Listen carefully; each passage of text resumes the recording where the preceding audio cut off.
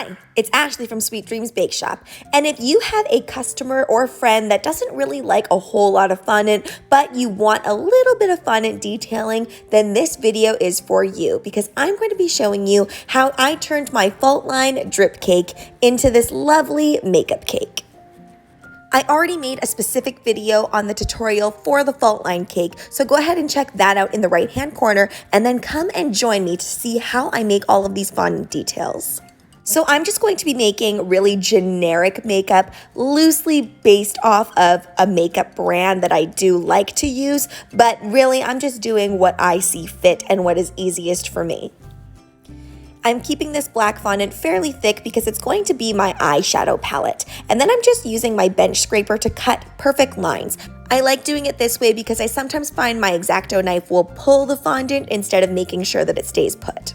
Now I'm going to be creating the base of my lipstick, and all I have to do for that is roll it into this thick tube.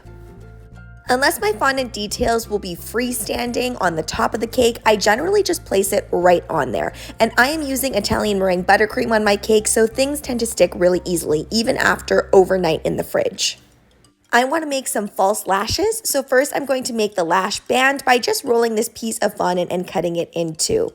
Now this part goes a little bit fast, and I thought I had it in view, but I don't quite have it in view. To get those lashes, all I did was I cut out little circles using a piping tip, and then I used the piping tip to cut into the circle to get those really nice thin lashes that you see. The reason that I do it this way instead of just cutting little strips is because I want that lash to have a little bit of a curl like false lashes do. Then to give it more of a realistic flair, I did add really short lashes in between those long lashes. It really just depends on what type of lashes you want to make. Now I'm going to continue working on that lipstick that we started. So this is going to be the little metal portion before the colored portion actually comes out. And don't worry, we will be painting this silver later. We're just going to let that set just a little bit. Then I'm going to do the top of the actual lipstick portion, and you can shape this however you see fit. Lipsticks come in all different types of shapes. Now it's time to finish up our eyeshadow palette, and I'm just using a large piping tip there to create these circles. Brush on a little bit of water so that everything sticks.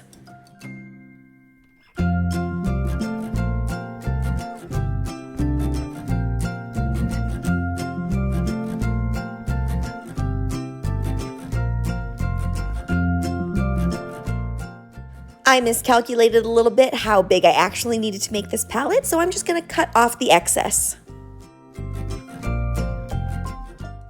I'm going to create a little liquid lip here, and I'm just going to use my bench scraper to help shape everything. Like I mentioned earlier, I'm just making generic makeup fondant today, but if you want to see when I have done actual brands, I did do a Rihanna Fenty Beauty makeup tutorial, all in fondant of course, so you can go ahead and check that out.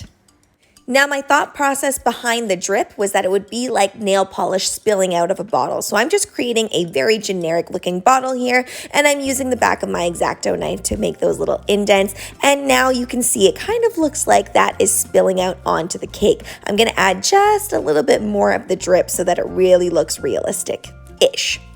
I want this little palette to be standing up, so I'm just securing it with some of these cake pop sticks and then putting some fondant on the back. This will help protect it. Now, this little piece here is not fully dry, but it is going to stand up. What you need to do is you need to make sure that you angle those sticks just a little bit backwards so it has something to rest on. But in about 15 minutes, that is going to be perfectly dry, and it's not going to go anywhere.